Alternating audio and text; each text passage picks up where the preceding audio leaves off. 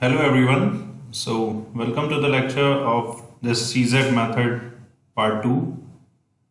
हमने पिछले लेक्चर के अंदर सीखा था कि किस तरह से हमारे जो डिफेक्ट्स होते हैं और क्रिस्टल स्ट्रक्चर के बारे में जो हमें मेंटेन रखने हैं कि भाई वो ना हो। तो ऐसी क्या कंडीशंस हम कर लें या टेम्परेचर और प्रेशर कंडीशंस के बारे में सीखा, मिलर इंडिसेस के बारे में सीखा। अब जो ऑपरेटर्स है सीजेड मेथड के बाद की वो सब चीज़ों को ध्यान में रखते हुए ऑपरेटर्स को हम यूज़ करेंगे। तो उसमें ऑपरेटर्स में क्या क्या पार्ट्स होते हैं हमारे और किस तरह से वो वर्क करते हैं, इस लेक्चर में हम ये सीखेंगे। So CZ method, this is the basic industrial operators.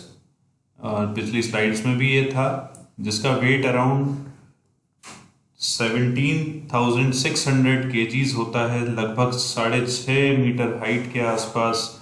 60 kilo तक, 60 kilo it is the range, 60 kilo तक सिलिकॉन को ये होल्ड कर सकता है, depend on the shapes and sizes. After that it can be transformed, it is used to transform, basically it is used to transform a silicon ingot और silicon polycrystalline silicon crystal 3 metre की length तक का crystal ये बनाने में सक्षम होता है। ठीक है, तो ये तो उसका था इंडस्ट्रियल डिवाइस, जिस तरीके से वो दिखता है। अगर ब्लॉक डायग्राम देखें तो ये ब्लॉक डायग्राम कुछ इस तरह से होता है।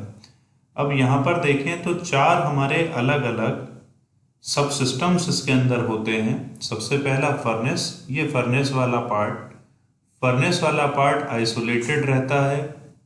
इसका जो भी बाहरी जितने भी वातावरण से ये आइसोलेट रहता है, सो दैट यहाँ पर मेल्ट फॉर्म में सिलिकॉन होगा तो वो ऑक्सीडेशन प्रोसेस के थ्रू उसमें कोई डिफेक्ट्स ना आ जाए या फिर वो इम्प्योरिटीज उसके अंदर ना आ जाए। साथ ही साथ आप देख सकते हैं यहाँ पर कि ये जो क्रूसिबल है हमारा फर्नेस के अंदर जो रखा हुआ है, जिसके अंदर हम सिलिकॉन को डालेंगे, जो ईजीएस फॉर्म का था, उसको रोटेट करने के लिए भी यहाँ पर अरेंजमेंट होता है। साथ ही साथ ये आइसोलेट भी रहता है, बाहर का ये चैम्बर बिल्कुल अलग रहता है।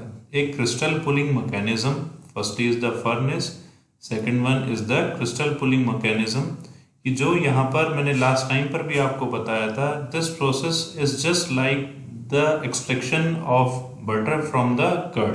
सेम प्रोसेस है, ये पार्ट नीचे का रोटेट होता रहेगा और स्लोली यहाँ पर हमारा जो क्रिस्टल ऊपर आता जाएगा, मेल्ट फॉर्म में हमारा सिलिकॉन आता जाएगा, जो प्योर होगा उसको ये सक करके ऊपर लेता रहेगा।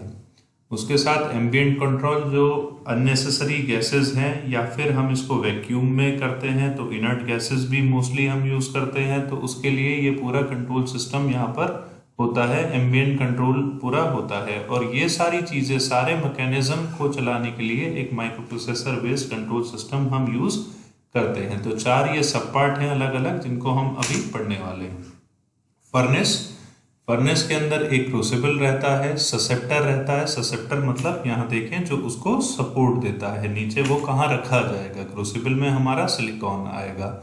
रोटेशन मैकेनिज्म जो मैंने आपको बताया, हीटिंग एलिमेंट, पावर सप्लाई, तो ये सारी चीजें एक फर्नेस मैकेनिज्म में होती हैं।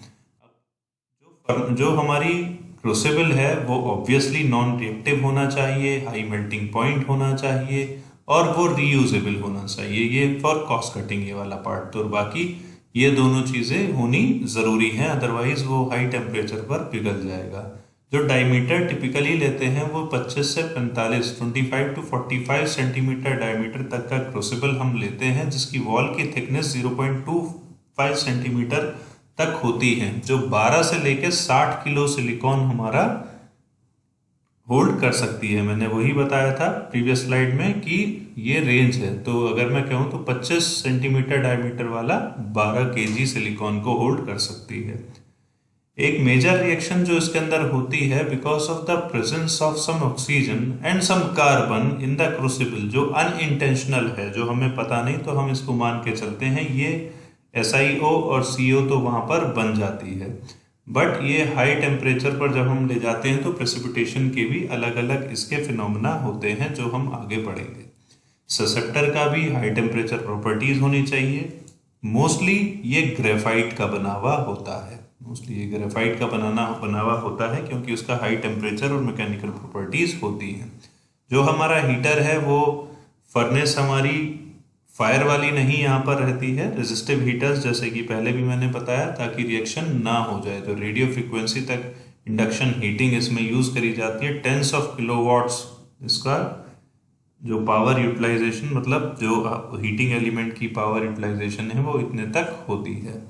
चैम्बर हमारा आइसोलेट होना चाहिए। रोटेशन जो है वो डायमीटर की एडजस्टमेंट में, कि भाई अब आप जितना इसको तेज रोटेट करेंगे उतना ही यहाँ पर ऊपर जो मेल्ट फॉर्म में या सेमी सॉलिड फॉर्म में सिलिकॉन है वो भी, उसका भी डायमीटर चेंज होगा ऑब्वियसली। फिर से वही एग्जांपल लूँ, during the extraction of butter, तो उसके अंदर ज़्यादा तेज चलाएंगे तो ऑब्वियसली ऊपर जो डायमीटर है वो कम हो जाएगा, थोड़ी कम तेज होगा तो डायमीटर उसका बढ़ जाएगा। ये एक फिजिकल प्रोसेस है टॉर्क की वजह से। तो इसका भी हमें रोटेशन का भी ऑटोमेटिक अरेंजमेंट करना होता है। क्रिस्टल पुलिंग मैकेनिज्म, ऊपर वाला पार्ट आप यहाँ देखें तो ये ऊपर वाला पार्ट जो है वो क्रिस्टल पुलिंग मैकेनिज्म है, जो यहाँ पर जैसे जैसे बनता जाएगा सिलिकॉन मेल्ट फॉर्म में, उसको वो यहाँ से एक्सट्रैक्ट करके ऊपर ले जाएगा। जैसे ही ये यहाँ से यहाँ तक नीचे फर्नेस का पार्ट है, बाकी थोड़ा थोड़ा ऊपर हम उसे पुल करते रहेंगे और वापसी इसको आइसोलेट करते रहते हैं। तो लगभग यहाँ पर 3 मीटर ऑफ सिलिकॉन रॉड यहाँ पर इकट्ठा हो जाती है, हमारा सिंगल क्रिस्टल ऊपर आ जाता है।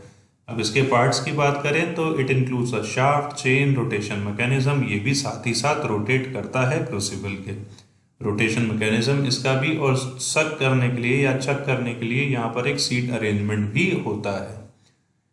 It controls 2 important parameters of growth process, that is pull rate और crucible, it's not crystal, it is crucible rotation, crucible rotation, या कहें जो हमारा क्रिस्टल है, it's not crystal, it is crystal rotation. Crystal rotation भी उसको control करता है, क्योंकि ज़्यादा तेज अगर इस रॉड को भी हम कर दें तो क्रिस्टल के अंदर का स्ट्रक्चर खराब हो सकता है, तो वो भी हमें ध्यान रखना है। मिनिमल वाइब्रेशन होनी चाहिए, प्रिसीशन बहुत अच्छा होना चाहिए, पर्स ट्यूब, सो दैट अगर इस चैम्बर में कहीं पर अगर गैसेस की प्रॉब्लम हो तो उसको भी वहाँ पे आइसोलेशन होना चाहिए, सो दैट कि यहाँ से भी हम अननेसेसरी गैसेस को बाहर निकाल सकें अगर एम्बिएंट गैसेस वहाँ पर हैं तो साथ ही साथ आइसोलेशन वाल्व, जो मैंने अभी आपको शुरुआत में बताया था, जो दोनों चैम्बर को आपस में आइसोलेट रखता है, मतलब ये जो क्रिस्टल चैम्बर और ये वाला हमारा फर्नेस चैम्बर। इसके बाद एम्बिएंट कंट्रोल सिस्टम, जो गैसेस हैं हमारी मोस्टली, उनको बाहर निकालने के लिए, साथ ही साथ वैक्यूम मेंटेन करने के लिए, या फिर इनर्ट गैस को वहाँ पर इंड्यूस कराने के लिए। तो यहाँ पर एक गैस सोर्स होगी इनर्ट गैस के लिए, फ्लो कंट्रोल और पर्स ट्यूब्स वगैरह यहाँ पर सिस्टम होगा, एग्जॉस्ट एंड वैक्यूम सिस्टम्स। तो CZ growth mostly inert gas में होती है। Any other gas should not react with molten silicon, other gases जो होती हैं, ताकि उससे रिएक्ट ना हो जाए, इसका मतलब ये है। Hot graphite part must be protected due to its erosion, तो जो हमारा सिस्टम है पूरा, यहाँ पर फर्नेस वाला पार्ट है, हॉट ग्रेफाइट क्रिस्टल्स यहाँ पर यूज करे जाते हैं। जो हमारा वैक्यूम वाला पूरा चैम्बर है, फर्नेस वाला जो चैम्बर है, इनर्ट गैस यहाँ पर हीलियम और आर्गन, लगभग 1500 लीटर पर किलोग्राम इतनी इनर्ट गैस हम यूज करते हैं। और एग्जॉस्ट सिस्टम, जो अनवांटेड पार्टिकल्स और गैस हैं उनको बाहर निकालने के लिए।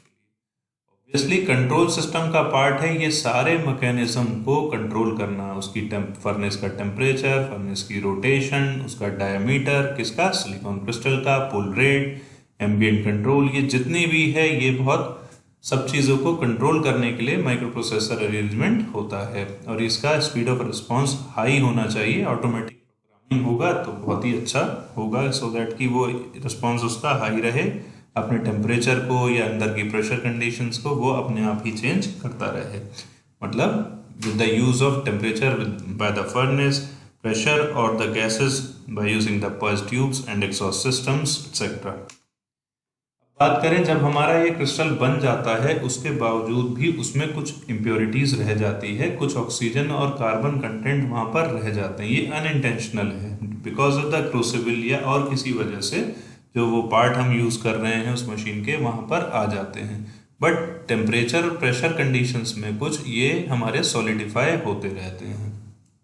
रोटेशन, स्पीड, एम्बिएंट कंट्रोल और प्रेशर, ये तीन चीज़ को हम प्रॉपरली अगर मेंटेन करें तो हम ये सिलिकॉन और कार्बन एटम्स को वहाँ से जो है वो उसको रिमूव करते रहते हैं। तो यहाँ हम देखें कि सपोज एक जैसे जैसे हमारा सॉलिडिफाई होता रहता है, ये सॉलिडिफाई वाला स्ट्रक्चर दिखाई दे रहा है आपका, जो सॉलिडिफाई वाला है वो है हमारा सिलिकॉन का क्रिस्टल जो सॉलिडिफाई हो, जैसे जैसे वो सॉलिडिफाई होता है ऊपर वाले पार्ट में, वैसे वैसे नीचे ही से जो लेयर है वहाँ से ऑक्सीजन और कार्बन एटम भी डिमिनिश होते रहते हैं एक पर्टिकुलर एम्बिएंट, स्पीड और प्रेशर कंडीशंस। ओके, साथ ही साथ जब हमारा जो भी क्रिस्टल बनता है उसमें कुछ आने के बाद भी कुछ ट्रीटमेंट्स हमारे रह जाते हैं। फॉर एग्जांपल कोई हमने वेफर बनाया तो यहाँ पर कुछ क्रैक्स वगैरह या मोबाइल इम्प्योरिटीज उसके अंदर रह गई, उनका भी हम ट्रीटमेंट करते हैं, ठीक, वो हम इसी यूनिट में पढ़ेंगे। साथ ही साथ जो हमारा क्रिस्टल बना उसकी प्रॉपर्टीज भी हम मेजर करते हैं। तो पहले हमने सीखा कैसे हमारा बनता है, उसके बाद उसमें क्या प्रॉब्लम्स अभी भी रह जाती हैं और उसकी कैरेक्टरिस्टिक्स को हम किस तरह इवेल्युएट करते हैं। तो कुछ प्रॉपर्टीज जैसे मैकेनिकल प्रॉपर्टीज, उसका साइज, उसका मास प्रॉपर है कि नहीं है, क्रिस्टल की परफेक्शन, दैट इज उसकी शेप, उसके अंदर कोई कट्स ना हो, स्पॉट्स ना हो, और साथ ही साथ रेजिस्टिविटी, ये बहुत इंपॉर्टेंट है, अक्सर एग्जाम में पूछा जाता है, जिसको हम बोलते हैं रेजिस्टिविटी चेक। इसको मेथड को बोलते हैं 4-point probe technique for the resistivity check, ये पूछा जाता है। ये करा जाता है कुछ जो फ्लैट एंड है हमारे क्रिस्टल का, जो सिलेंड्रिकल शेप में हमें अभी मिला है अपने CZ मेथड के थ्रू, इसके अंदर हम 4 प्रोब लगाते हैं। सपोज ये 10S इसका है तो S दूरी पर ये 4 प्रोब हमने यहाँ पर लगा दी। जो आउटर प्रोब है उसमें करंट और इनर प्रोब में वोल्टेज। तो आउटर प्रोब के अंदर हम करंट को पास करते हैं और इनर प्रोब के अंदर वोल्टेज हम मेजर कर लेते हैं। तो V और I हमारा आ जाता है, S हमारी स्पेसिंग है। तो इसके करस्पॉन्डिंगली हम अपनी इस फॉर्मूले से उस रो को निकाल लेते हैं। तो जो मेजर वैल्यू आती है ये हमारी थ्योरेटिकल है, तो उसका हम +-2, ये ध्यान रखें, +-2% की एक्यूरेसी के साथ हम उसको, मतलब ये परसेंटेज एरर उसका हो गया कि इतना एरर हम कंसिडर करके उसको मान लेते हैं। टिपिकली अगर बोरोन डोप्ड सिलिकॉन की बात करें तो उसकी रेजिस्टिविटी 0.0005 टू 50 ओम सेंटीमीटर तक होती है, 50 ओम सेंटीमीटर तक होती है। ये डिपेंड होती है, देखो यहाँ पर चेंज दिखाई दे रहा है, वेरिएशन है, तो टेम्परेचर और डोपिंग पे ये डिपेंड करती है, जिसका मैंने यहाँ दिखाया है फॉस्फोरस और बोरॉन के लिए कि किस तरीके से रेजिस्टिविटी हमारी इंक्रीज होती है, डिक्रीज होती है with respect to the dopant. अगर डोपेंट मेरा हाई है तो रेजिस्टिविटी लो रहती है, डोपेंट अगर हमारे लो हैं तो रेजिस्टिविटी मेरी हाई रहती है। तो ये सारी चीज़ें हमें ध्यान में रखनी होती है during the processing of a crystal using a CZ method. In the next lecture we will see how the ingot or the single crystal you obtain after its characteristic evaluation ki it is perfect now, after its defects and silicon carbon impurities, उसके बाद ये हम उसको आगे process में ले जाते हैं जिसको हम सिलिकॉन शेपिंग और ट्रीटमेंट्स कहते हैं। जो हमारा क्रिस्टल आ गया अब उसको परफेक्ट मानते हुए जो हमने किया है सारे ट्रीटमेंट देखते हुए हम उसके अंदर शेपिंग उसकी करते हैं और कुछ क्लिनजिंग और ट्रीटमेंट्स भी हम करते हैं। तो will study this in next lecture. Till then bye bye.